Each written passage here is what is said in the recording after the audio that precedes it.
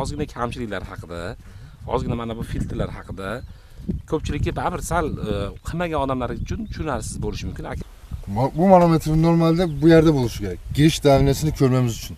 Nasos olsangiz, u 100% ishlab chiqarilgan nasos parametrlar bo'ladi. Bobur akam aytgan davleniyani qilamiz desak, bizda tomchilar sug'orish lentalarining yorilish holatlari ham bo'lyapti.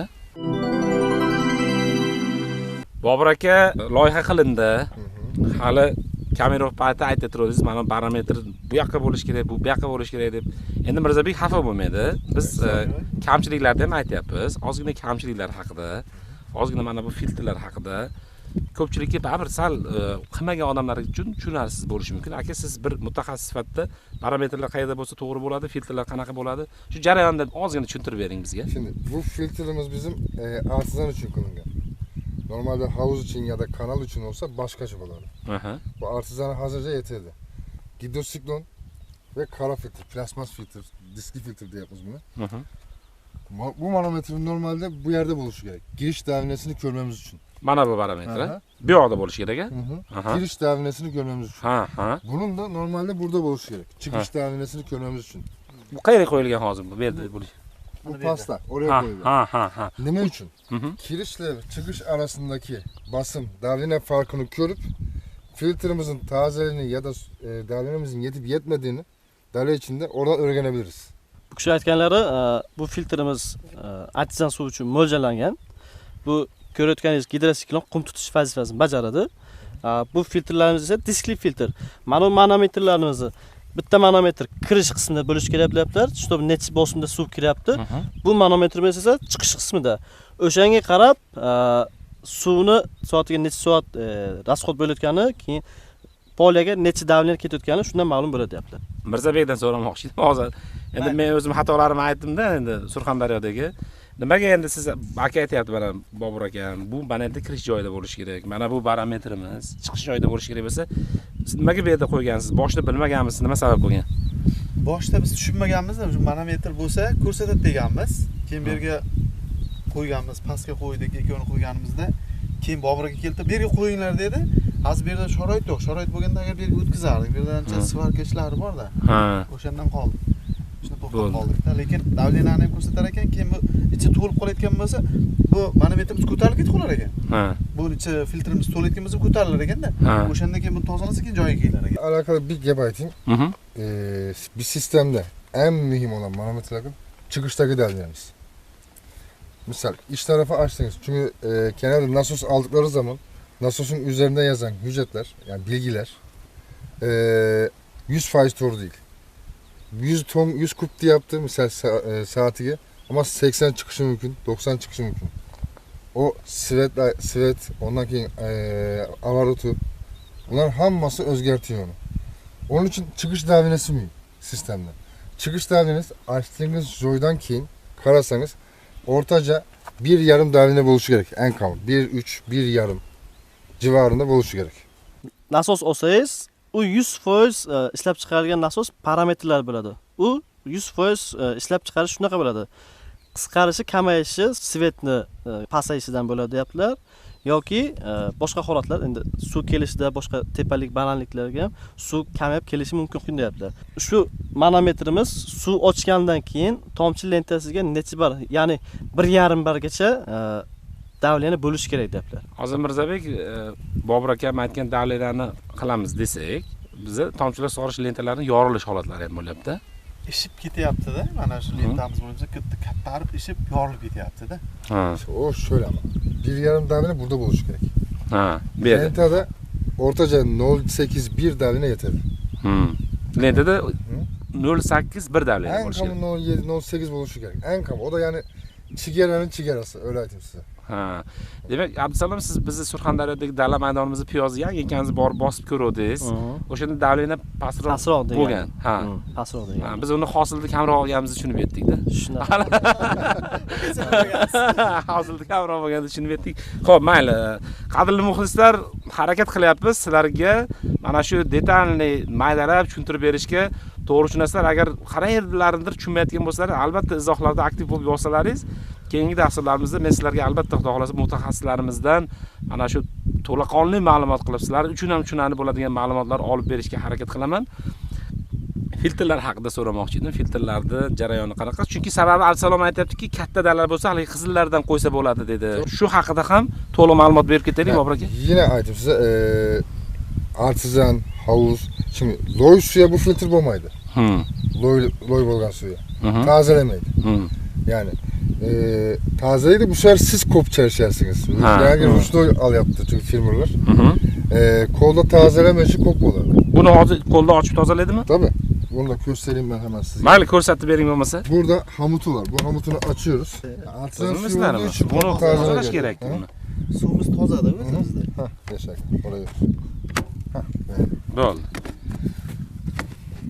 Bizda G'ulomjon aka mana biz ko'proq tozalaymiz. hamutumuzu çıkarttıktan keyin Bo'ldi, hozir men Bobur aka ananasini ko'raylik. Mayli, qolganlarga. içinde kızıl diskleri var. disklari bo'ladi. Aha. Mana gördüğünüz gibi mayda işte paketçeler vesaire Aha. bunları tutadı bu. Lenteye zarar vermemesi için. Ha. Bunu tazeleyiş juda asun. Aha. Burada bir de kolu var. Bu kolu şunu da eğlendirip iyice gevşetip salıp yani rahat hareket edişi gerek. Açlıktan ki bunlar oynaydı. Bir leğençe ya da şunları tazeleseniz boladı bu kadar. Bunu tazeleyiş juda asun. Kolla tazeleyiş. Mirzabek, sizda hozir skvajinadan tiniq suv chiqyapti. Shunda ham ancha-muncha sal kirlari bor-ku, lekin men muxlislarga murojaat qilmoqchiman. Qadrli muxlislar, sizlarda loyqa suv, meni o'zimda ham dalamda hovuz qilganman, ariq suv keladi. Suvim loyqaroq, tez-tez tozalashga to'g'ri keladi. Bobur akamlar hozir amaliy shu sizlarga osonroq bo'lsin deb ko'rsatib beradi. Baribir tozalab turish kerak ekan, Mirzabek. Ha, tozalab turish kerak ekan. Ichidan haq Mesela asla çıkar. tohumçu atıkta umumen tazeleyiş gerek. Ha. Yağmur atıkta bu içine alsanız boladı. Ha. Yağmur atıkta. Ama tohumçu atıkta umumen tazeleyiş gerek. Ha. Abdusalom, sizga so'ramoqchi edim. Qizil filtrlarimiz bor, katta-katta sizlarda zavodda. Necha gektardan uni boshlasa bo'ladi? Bu filtrlar bilan qizil filtrlarimizni qanaqa farqlari bor? Nimaga u katta filtrlar ham katta dalalarda mana ko'raman, katta dalalarda qo'yiladi? U nafaqat katta dala maydonida, balki kichik yer dala maydonlarida ham qo'llaniladi. Agarda sizni suvingiz loyqa, yer tagidan bir xil suvlar loyqa keladi yoki bir xil akalarimiz kanaldan, zovurdan olishadi. O'shani hisobiga katta o'sha bochkali filtrlarni qo'ysalar, juda ma'qul bo'ladi. Chunki ularning ichida cho'kindilar juda ko'p bo'lgani uchun katta bochkalarning ichida tosh aylanadi ular. Toshlari o'zlariga o'sha loyqani singib olib, toza suvni chiqarib beradi. Ha. Aytganingizdek, necha gektardan boshlash kerak? U avvalo dehqon akamizga bog'liq. Agar 2 gektar, 3 gektar bilan boshlasalar ma'qul bo'ladi. 3 gektar, eng kami 3 gektardan boshlanadi. Mana bu 2 gektar, 5 gektar maydonlarga mana bunaqalar samodelni yasaladi. Ularning ham variantlari bor bizda, kichkina qilib yasash imkoniyati ham bor. Keyin yana bir tanasi gidrosiklon nimaga qo'yiladi? Gidrosiklon asosan boya aytdim, zovurdan katta ariqlarda suv olsa, ularning ichida juda ko'p zararlar bo'ladi, har xil cho'kindi musullar keladi, u ushlab turish vazifasini bajaradi. Qum tutish vazifasini bajaradi. Filtrga chap kelmasa qoladi-da. Qoladi, o'shaning ichida qoladi. 1 hektara da misal veremem. 5 hektara da koyduğumuz filtre bir xil. Yani bu sadece firmaya katta haracat yaptı. Açık aytayım size. Narxi sal qimmatroq-da, Bobur aka, qizil filtrda. Misal veremem. 5 hektara koyacağım bir filtre düşünün. Misal veremem $5.000. Misal veremem. Şimdi 5 hektara böldüğümüz zaman hektara $1.000 tuş yaptı. 1 hektara böldüğümüz zaman $5.000 tuş yaptı. Yani aslında bu biraz da şeyle alakalı. Firmanın ekonomisiyle alakalı. Firmaning iqtisodiga bog'lanadi bu. Avtomatik tozalaydigani bor, keyin o'zini o'zi tozalaydi. Rushnoyi bor keyin. Rushnoyini o'zingiz ochib tozalab olishingiz kerak. Krani bo'ladi. Masalan, filtr deb hisoblasak, mana shu tomonda klapan bo'ladi, avtomatik klapani. Avtomatik klapan o'zi havo orqali tozalaydi, achishini qiladi. Chiqish tomoni bo'ladi. Loyqa suvni chiqarib beradi. Bu tomonda rushnoy deganim kran bo'ladi. Kranni ochib yopasiz, u o'zi chiqib ketadi nimasi, loyqa suvi. O'shanga qarab avtomatikasi sal qimmatroq turadi, lekin unga odam ish kerak bo'lmaydi unga. O'zi har ma'lum vaqt o'tib tozalab nima qiladi, chiqaradi suvni. Yani Wi-Fi ile işlegen, internet bilen işlegen sistemler var mesela. Özünüz telefondan komut verip, buyruk verip oradan işletişiniz mümkün. Yani filtrede varyant kop. Yani mesela adli koyduğumuz kranları bile özgerir. Normal kranı var, temiri var, Otomatik kranı var. Selenoid dediğimiz basım, dalina ayarlı kranları var. Varyantımız kop açıkçası. O biraz dediğim gibi firmanın şeriatına kalır. Ha, makul olan nedir? Benimce Özbekistan'da. Otomat filtre burada yaxşı iş olmayaptı. O miyası belli bir vakitten keyin. Çünkü hamımız insanlar. Ben de kıldım. Çok kıldım. Natör düşünmeyin. İltimas. Meraklı insanlar. Onu bir öğrenişimiz gerek deyip yani oynadığımız zaman bozulup kalışı mümkün. En makulü bence Ruşnoy. Ruşnoy'u tazelemek de en uzağı sizin en katlı sistem bile olsa 1-1,5 saatiniz alır. Yani en makulü. Bu kishi aytganlari klapan bor deyapmiz-ku bu. Ha. Klapanni bir xil dehqon akalarimiz ochib, o'zlari samodelni ochib buzib qo'yishadi deyapti. O'zbekiston sharoitiga u to'g'ri kelmaydi. Buni keyin yana olib kelish uchun Turkiyaga murojaat qilishingiz kerak. Turkiyadan u falon pulga keladi. Yana bir narsani aytib o'tay dedim sizlarga.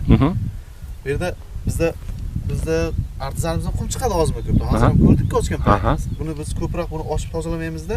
Bu yerda avariyaning shlankamiz bor bu yerda. Joyimiz bor, kranimiz. Buni ochib yuboramiz. Bu yerda qumlar to'planib qoladi. Suv bu yerdan tepadan kelib tushib, pastda tushib qumlar tushib, bu yerdan chiqib ketadi. Biz avariyalarimizni ochib yuborgan paytimiz, ya o'chiramiz, o'chirgan payti bu yerdan suvlar tortib, filtrlar tozalab, bu yoqqa qum chiqib ketadi. Bu shlankadan chiqib ketadi ko'proq. Keyin bu tozalanadi filtrlar. Boya aytdik-ku, tez-tez tozalaymiz, biz ko'p tozalamaymiz. Mana sezon boshlangan bo'lsa bir marta tozalamaganmiz. Faqat mana ochib yuboramiz, to'g'ri az tortib oladi. Boya ko'rgan qumlarimizni tortib qo'yadi hozir. Ochganda topib ketadi. Ochib yuborsak, tozalab ketadi. Odamlar nima qilyapti? Bu yerga 50 lik qo'yib qo'yadi, kirang. Bizda 150 turibdi. Hamma suvni tortib chiqarib ketadi. Nargi dasturlarimizda nasos klavodlari haqida ma'lumot berib o'tdik. Bu dasturni ko'rganlar u dasturni ko'rmaslik ehtimolligi bor. Shuning uchun nasos klavodlari haqida bitta tushuncha berib o'tsangiz. Bizning nasosimiz 37 kilovat 80 kuba. 120 kubagacha chiqaradi-da. 80 ga 120 kubagacha suv chiqaradi. Mana shu turbadan shuncha suv keladimi hozir? Keladi. 125 lik shlangada kelyapti. Bu filtrimizga kelgandan keyin filtrimizdan o'tib 140 likda ketyapti. Bu sentralni turbalarimiz 140. Bu tomondan kelgan, nasosdan kelgan 125. O'zi chiqishi ham 125 da. O'shandan kelyapti. Hozir qadrli muxlislar 12 gektar dala maydoni oldingi dasturlarimizni ko'rayotgan bo'lsalaringiz bilasizlar. Suvni ishlatib ozgina mana Bobur akamlar kelib qoldi, Abdusalomlar mutaxassislar kelib qoldi. Agar imkoni bo'lsa bitta suvni ishlatib turib, agar suvni qanaqadir bosimi haqida fikrlaringiz bo'lsa, bir maslahat qilsak yana ko'rib. 16-apreldan keyingi holatda nima ishlar olib borilganligi haqida ma'lumot berib ketaylik. Ularga qiziq bu narsa. Keyin hasharotlarga qarshi Baksyor degan dorimizda o'shalarni sepdik. Hozir umumiy maydonda 12 gektar bo'lsa 60 litr chelataloq qizildi. Chelataloq qizildi. Oldirib tashladik deganda qizlar bilan o'toq bo'ldi. O'toq bo'ldi-da. Ha. Mirzabek bu ish nima qilyapti hozir? Nima ish bilan shug'ullanyapti, tushunmayman. Biz aka shu lentamiz sal birakroq chiqdimi?